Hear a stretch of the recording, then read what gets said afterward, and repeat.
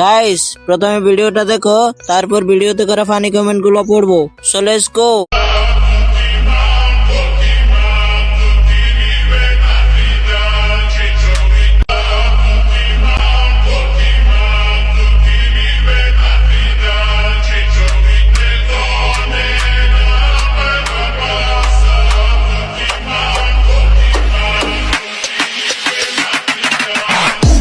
Я вечно молод, но увы не веч.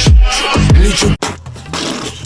तो चलिए शुरू करते हैं। তো বাচ্চারা এখান থেকে আমরা কি শিখলাম? এখান থেকে আমরা শিখলাম কিভাবে তাড়াতাড়ি সাপ্লি হওয়া যায়। এদের কোনো ব্রেনও নাই, টেনশনও নাই। এটা মূলত 2019 সালের ভিডিও, নেট সমস্যার কারণে 2024 সালে আপলোড হয়েছে। নায়িকাও কঠিন লেভেলের সাপ্লি, নায়ক তারও। আপনি কিছু বুঝবেন না, কারণ এটা টিকটকারদের কন্টেন্ট।